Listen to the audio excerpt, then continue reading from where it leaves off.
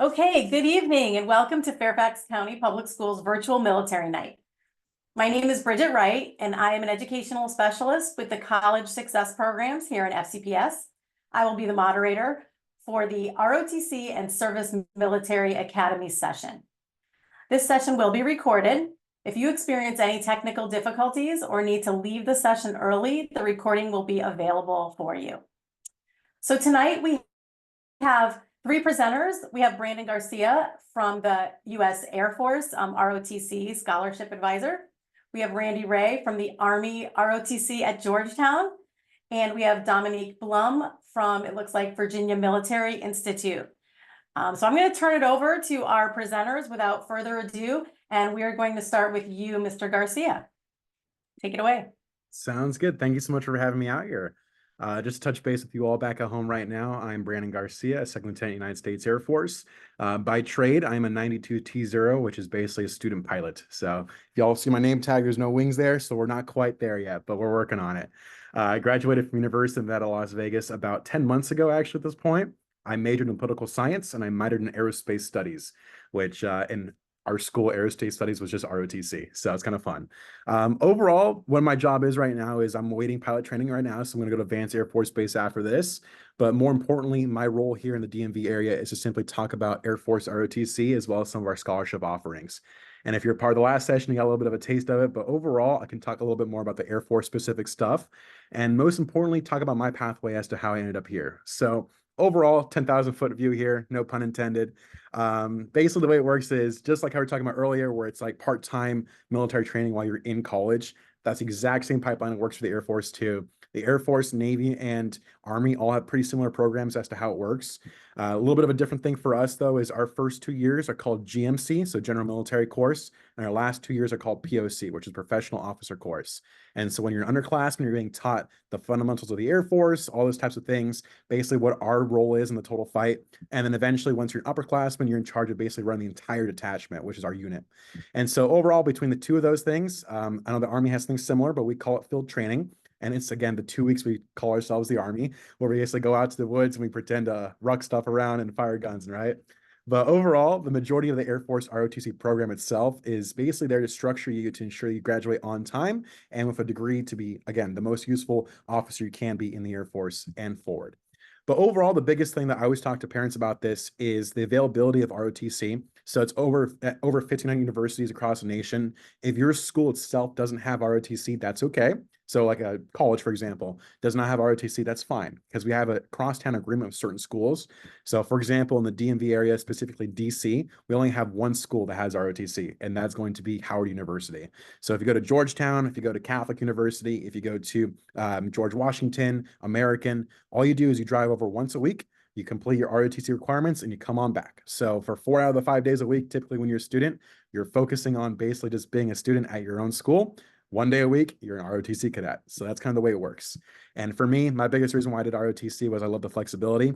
And most importantly, I joined really late in the game. So I was a sophomore in college before I joined, which again, you're able to do so in the Air Force ROTC program. And basically my entire college career, I wanted to be a lawyer. I got lost on the way to law school and ended up at pilot school instead. So I'm really happy with that. Overall, the biggest thing that I always talk to parents about is realize that understanding and students course, understand that it's what you want out of it. So basically, a lot of folks ask me, do I go service academy or do I go ROTC?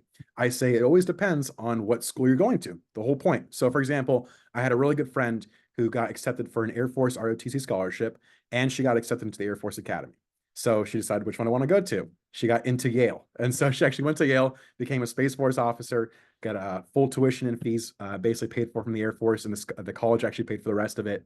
And so now she's a Space Force officer, right? So if you're comparing, again, for example, Yale or Harvard or Brown, those types of schools and certain other service academies, kind of pick and choose what you want from that, right? Think about what's going to happen after your college career and after your military career as well. Because again, one day I'm going to be taking off this flight suit. I'm just going to be Brandon Garcia, and where I'm going to be at with that. So overall, think of it as kind of a launching stone as to what you want to do. But most importantly, understand kind of what your role is too. Don't be afraid to kind of basically apply for everything there is. There's no jobs locked behind certain commissioning pathways. So if you were an Air Force ROTC officer versus an Air Force Academy officer versus an OTS or officer training school officer, it does not matter. There's no jobs are locked behind any specific kind of entry into the Air Force. The only thing that's kind of stopping you from certain things is typically your degree choice. So for example, I can't be an engineer. I study politics. That's kind of a reasonable thing to assume too.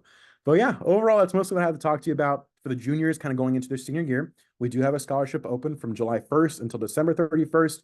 Our scholarship board has a hard cutoff. So compared to some of the other branches might have rolling deadlines, for us, it is a all or nothing, submit by December 31st or you cannot be considered for it. But if you're already a senior looking into joining ROTC, again, I'm a product of that. So I was a sophomore and I was able to get a scholarship for 3 years from there. So understand that it's never too late to kind of figure out what you want to do. And again, with the Air Force, at least, you're able to be in the program for as long as 2 years before you actually have to sign a contract to serve. So if you want to just kind of feel what's going on there, you can too. But overall, if you have any questions, feel free to kind of email people and this kind of thing. But I'd love to be here. Appreciate you.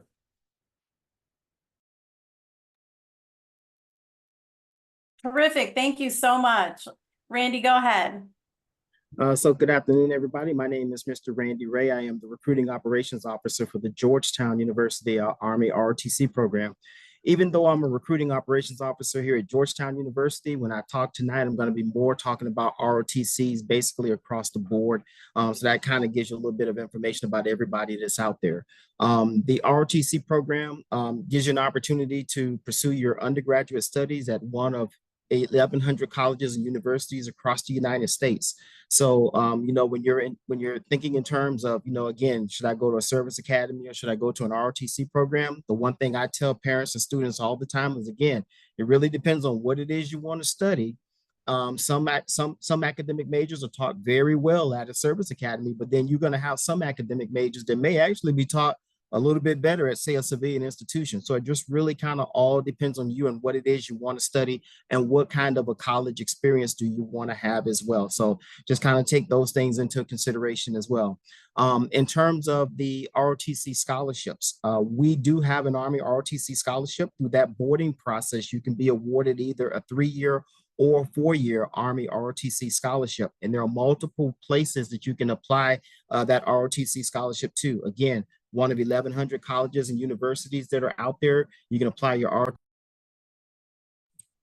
you also have the ability to apply an Army ROTC scholarship at one of 6 senior military colleges as well. I think we have one online here with me tonight as well. And then you can also go to a junior military college as well. So all of these options are available to you. So definitely make sure that you're taking that time to look into all of these as you move forward. But going back specifically talking more about the Army ROTC scholarship application, the application window normally opens around the middle of June, and we normally close our application out. You have to have created your account no later than February of your senior year. During your senior year, we will normally have 3 scholarship boards. The first board will convene in January. So once the application window opens in June, you have until June up until October to be ready for our first scholarship board. If you're ready for the first board, then that's great. We'll board you on the first board. If you're ready for the first board and you're not selected for an ROTC scholarship on the first round, your application will automatically carry over to the second board, and if necessary, it'll roll over to the third board. So there's not anything that you necessarily have to do. The application will just continuously roll over. So again, through this process, you can be awarded either a 3-year or a 4-year Army ROTC scholarship. With your Army ROTC scholarship, you can apply an Army ROTC scholarship towards tuition and fees, full tuition and fees, or full tuition and mandatory fees at whatever college or university you're going to, or you can also apply that ROTC scholarship towards room and board. If you apply your ROTC scholarship towards room and board, the entitlement will cap out at $12,000 a year. So it really kind of depends on what school you're going to and how expensive the school is going to make the determination of how you're going to apply your scholarship. So for example, if you're coming to hang out at Georgetown University, Tuition is roughly around $62,000 a year. So you can probably imagine about 95% of my cadet population is applying that ROTC scholarship towards tuition and fees. But you just kind of really have to look at it and figure out which one you want to apply your scholarship to. And you can do that once you get awarded your scholarships. In addition to that tuition and fees, room and board payment, you will also have the ability to receive a $420 a month cadet stipend. That cadet stipend will be paid out all during the academic year. So anytime you're enrolled in your classes, you'll receive your cadet stipend of $420 a month. You will also have the ability to receive a $1,200 annual book stipend, and that's going to be paid out once you contract into the ROTC program. That'll be paid out in 2 semesters, once in a $600 payment in the fall semester, $600 payment in the spring semester as well. If you happen to be a nursing student and you are applying for an ROTC scholarship, you will also receive a one-time payment of $650, and that's to be used for specialty equipment. So if you're, stethoscopes and scrubs and things along that nature, the Army actually provides you with an entitlement to pay for that as well. If you're awarded a 3-year scholarship, your scholarship will start day 1 of your sophomore year. So it'll start day 1 of your sophomore year, but all during your freshman year, you're going to be required to do everything that a 4-year scholarship winner would do. And so there are basically 3 basic things that you have to do at a college or university if you just want to fly right at the baseline of being an ROTC cadet. First thing is going to be, you're going to have to go to your military science classes. So 1 day a week, you'll take a military science class. The second thing you'll have to be able to do is what's called your physical fitness training. And so that's when you're going to wake up in the mornings and you're going to exercise with all of the cadets that are in your program. The third thing you'll have to do is what are called your lab exercises. And that's basically when you're practicing in the field environment, what you've learned in the classroom. So for example, if you're learning about map reading in the classroom, then when the battalion goes out and we do our field training exercises, that's going to be a perfect time for you to practice in the field environment what you've already learned in the classroom. So as long as you're doing those 3 things, that's the baseline for ROTC. You'll fly right at the baseline. And so if you are a 3-year scholarship winner, you're going to be required to do those 3 things that I just mentioned to you before. At the end of your freshman year, you'll have to have an academic GPA of 2.5 or better. And you'll also have to have a cumulative GPA of 2.5 or better as well. You'll also have to be DOMR qualified as well. We'll take a break for the summer. Once we come back and we start the beginning of your sophomore year, we're going to give you a physical fitness test. And if you meet the height and weight requirements, then your scholarship will start day 1 of your sophomore year. And your 3-year scholarship will cover your sophomore, junior, and your senior years while you're in the ROTC program. Outside of that, I think that's really the baselines for how to apply and how to compete for an ROTC scholarship. If you happen to be a senior and you're discovering at this point that, well, I didn't meet Mr. Ray before now, and, the scholarship boards have already passed, what can I do? You can definitely still join an Army ROTC program. The only thing you have to do is just when you get on campus, you'll want to, actually, whenever you get your acceptance letters into your respective universities, once you find out where you're going, even during the summers, reach out to that university's ROTC program and let them know that you're interested in participating in the ROTC program. Now, we do have what are called campus-based programs as well, because there's a lot of students never get an opportunity to talk to a guy like Mr. Ray and find out about the ROTC programs beforehand. And so with that, once you arrive on campus, you can also compete for what is called a campus-based scholarship. And so cadets that are competing for a campus-based scholarship, they're basically doing the 3 things that we just talked about. They're enrolled in the military science classes, they're doing physical fitness training, and they're also doing lab exercises as well. And then you'll have the ability to compete for an ROTC scholarship once you get on campus. Now, when you're competing for an ROTC scholarship on campus, the competition pool is a lot smaller because instead of competing against applicants all across the United States, you're only competing against the cadets that are in your respective college or university and on your campus. So it gets a little bit, I'm not going to say easier, but it's a lot easier for you to kind of, let the cadre know who you are as an individual and what your leadership capabilities are as well. So even if you don't apply for an ROTC scholarship while you're in high school, you can still obtain an ROTC scholarship when you arrive to your college or your university as well. We do ROTC scholarships anywhere on campus. We do scholarships anywhere from 3.5 years all the way down to 2-year scholarships as well. And then we also provide master students with an opportunity to compete for an ROTC scholarship as well. So even if you do your undergraduate studies and you decide later on you want to do a master's program, you can still come back through the ROTC program and pursue an advanced degree as well. And so I think that's pretty much everything that I have to say right now for the ROTC program. Again, if you're interested in getting more information, you definitely want to reach out to the recruiting operations officers at whichever university you're looking at going to. And as well, if you're looking at going to a senior military college or a junior military college, you'll want to reach out there as well. But I'm not going to go into the senior military colleges because my friend right behind me is going to talk to you more about that as well. But if you have any questions or if you need to reach out to me, my email address, armyrotc@georgetown.edu. Thank you all and have a great day. All right, terrific. Thank you so much, Mr. Ray. You gave them a lot of great information and a lot of options. I didn't realize there were so many different types of ROTC scholarships that students could get. And I really like that, you talk to the parents and families and students about going, to the college and talking to them later, or the college that they've been accepted to, inquiring about it later.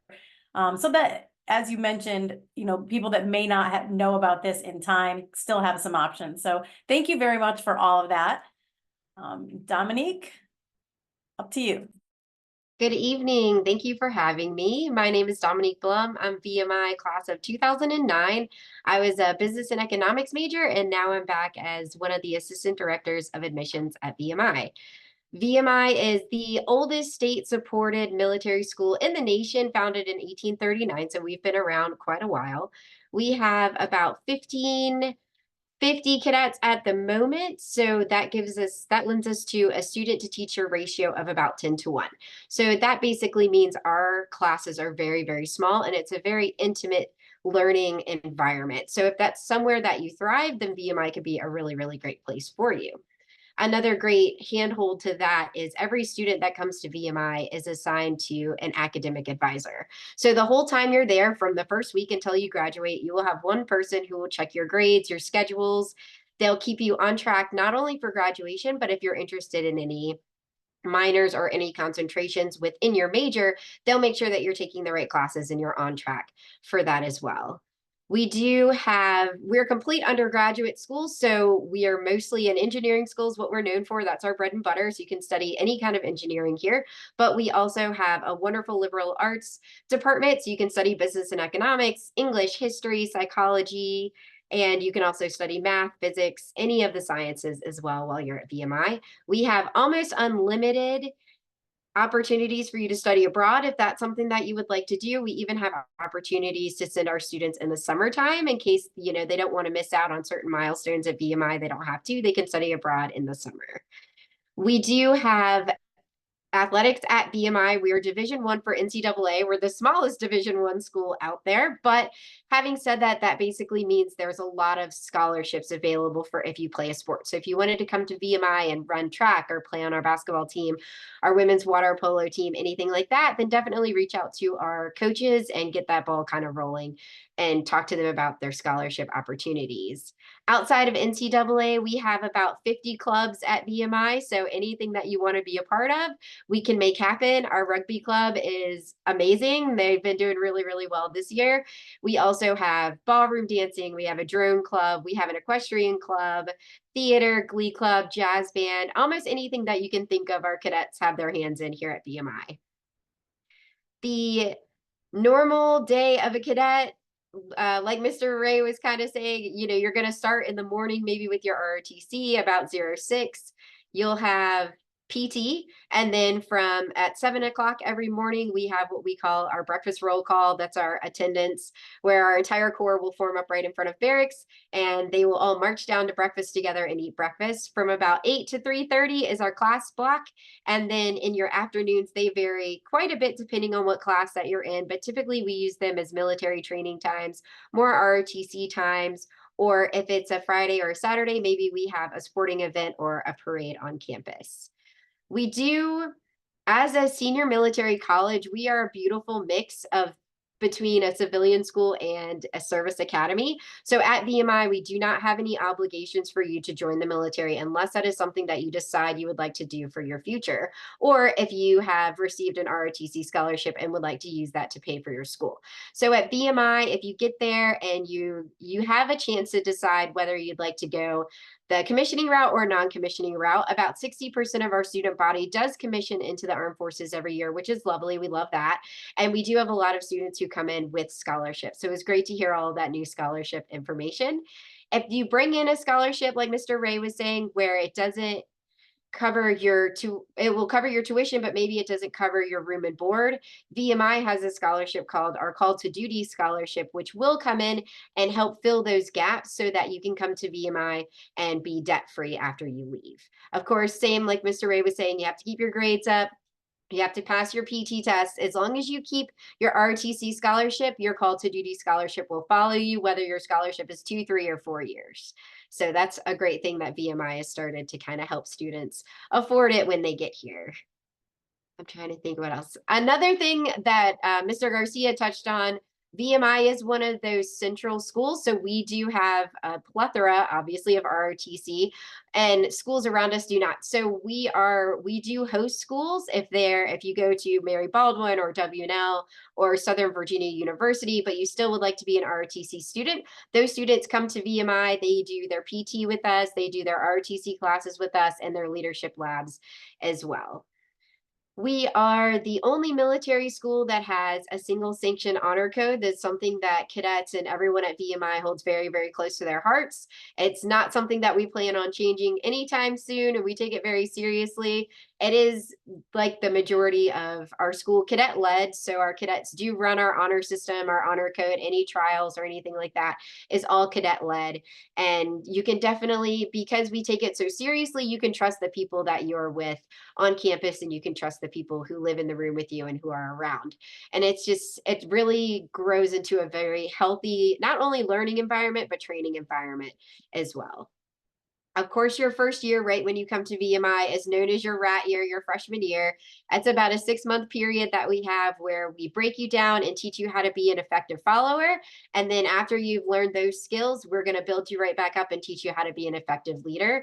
And with that, there are unlimited leadership opportunities at VMI, all the way from being the regimental commander and being in charge of the entire Corps of Cadets, down to maybe an EMT where you may not wear a shiny rank on your shoulder, but if a freshman gets hurt, you're the first person online to help them. We consider all of those leadership opportunities, and there's just a plethora of VMI. So if that's something that you want and kind of build those leadership skills, then VMI for sure could be a great place for you. Another great thing about being a senior military college is we're not pigeonholed into one ROTC. So at VMI, luckily, we can commission our students directly into all 6 branches, including Space Force and the Coast Guard. So if that's something that you're interested in your future, then VMI is a great place for you. If you're someone who wants to serve, but maybe you're not sure which branch is right for you, VMI could be a great option, because if you come in and let's say you're gung-ho Marines, and then you get there and you're like, well, maybe this is a little bit too intense for me, or maybe the Air Force just, looks a little bit more exciting. I want to fly a particular plane that the Marine Corps doesn't have. Well, at VMI, it's very simple for you to switch ROTCs and just kind of start working towards a new future for yourself. And that's something that we like to stress with our students, is just the availability of choice that you have when you come to VMI. So our students not only switch majors every once in a while, but they switch ROTCs as well. And it's just really nice to have those opportunities whenever you need them. We are typically a 4-year institution. We do have some students who stay 5 years. That's kind of unusual, but not really a big deal. Maybe they just love VMI and they want to stay a little bit longer. But we do have a few things that kind of help our students be more equipped for some of the things that Mr. Garcia was touching on. So when you go to field training for the Air Force, or Navy has a summertime event as well, but I don't know what they call it. At VMI, we're going to stress all of your leadership skills and all of your leadership reaction courses. We have all of those things right here on our campus to kind of help you get those skills up before you go. So we have a full Marine Corps obstacle course, so our students can even practice on that. And we're also very equipped to help them with things like their DOM MERB and making sure that they're PT ready and everything like that for in the summertime. So VMI is a very interesting place. If you're a student who's on the fence, you don't really know if you want to commission or not, or if you're a student who is definitely wanting to commission, but maybe they don't know what branch, then I would definitely suggest a senior military school like VMI for you. It's a great place to kind of get your feet wet and just grow and learn and figure out what it is you want to do for the rest of your life. So thank you for having me. If any of your students have any questions, feel free to email me. You can email either admissions@vmi.edu or me directly, blumdr@vmi.edu. Thanks. Okay. Thank you, Dominique. Thanks for being here with us today. And it sounds like VMI is a really special place with a lot of emphasis on student choice and options. Again, I think that's like a common theme I'm hearing now from all of you, but I really love it. One of the highlights for me was that Call of Duty scholarship. I think that's so cool that you're really addressing that gap that a lot of families fear between putting the money toward, tuition or having housing. And so having that as an option is really awesome. I also really loved your honor code and the fact that it's all done by the cadets. That seems so special. So a lot of really awesome stuff, it sounds like, going on there. Okay, so parents and families and students viewing this, if you have any questions for any of our presenters, please feel free to reach out to anyone in the school counseling department here at FCPS or in the College Success Programs office, and we'll be happy to connect you with one of our presenters. And thank you for watching this, and hopefully you got a lot of great information. I'll leave it to any of our presenters if you have any last minute things to add that maybe you forgot to mention or you wanted to pop back on. We're good? All right. Okay. Thank you so much for being here with us today. We really appreciate it. Take care.